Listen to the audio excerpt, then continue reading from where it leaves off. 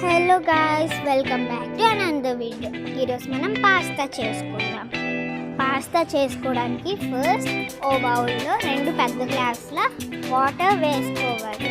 వేసుకొని ఒక 2 to 3 minutes వరకు బాగా మరగనివ్వాలి.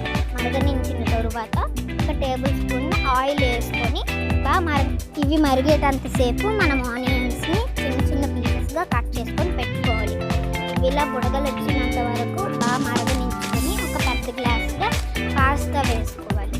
వేసుకొని బాగా మిక్స్ చేసుకోవాలి. దానికి చిన్న పొంగులో వస్తుంది. అంతవరకు చూడండి, ఇలా పొంగులో వచ్చినంత వరకు బాగా మరగబెట్టుకొని దాన్ని వడబట్టుకోవాలి. మీ దగ్గర పెద్దది ఉంటే వడబట్టుకోండి, లేకపోతే చిన్నటితో కొంచెం కొంచెంగా వడబట్టుకోండి.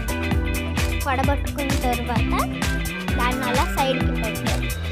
పెట్టించి మనం ఒక కళాయి తీసుకొని దానిలో 2 టేబుల్ స్పూన్ల ఆయిల్ వేసుకోవాలి.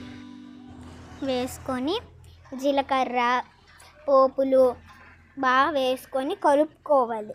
కలుపుకున్న తర్వాత మనం ఆల్రెడీ కట్ చేసుకొని పెట్టుకున్న ఆనియన్స్ని కూడా దాంట్లో వేసుకోవాలి. ఆనియన్స్ కాదు, దాంట్లో పచ్చిమిర్చి, వెల్లుల్లిపాయలు, ఇంకా కరివేపాకు కూడా దాంట్లో వేసుకొని బాగా మిక్స్ చేసుకోవాలి. ఆనియన్స్ అనేవి గోల్డెన్ ఎల్లో కలర్లో వచ్చినంత వరకు మిక్స్ చేసుకొని టమాటో వేసుకోవాలి. వేసుకొని ఆ టమాటో కూడా బాగా వేగినంతసేపు కలుపుకొని సాల్ట్ వేసుకోవాలి. దాంట్లో మన పాస్తా బాగా డ్రై అయిపోతుంది. డ్రై అయిన తర్వాత మనం ఆల్రెడీ చేసుకున్న మిక్స్చర్లో కొంచెం మసాలా వేసి గుడ్డు కూడా పగలగొట్టుకొని వేసుకొని బాగా కలుపుకోవాలి. ఆ గుడ్డ అంతా దాంట్లో మిక్స్ అయ్యేటట్లు బాగా కలుపుకోవాలి. కలుపుకున్న తర్వాత మనకు ఆల్రెడీ డ్రైగా ఉన్న పాస్తా ఉంది కదా, దాన్ని అందులో వేసుకోవాలి. చూడండి, ఒక్క చుక్కడు ఉండకూడదు పాస్తాలో. అలా వేసుకొని బాగా కలుపుకోవాలి. తర్వాత దాన్ని ప్లేట్లో పెట్టుకొని ఆనియన్స్, లెమన్స్ కూడా కట్ చేసి పెట్టుకొని సర్వ్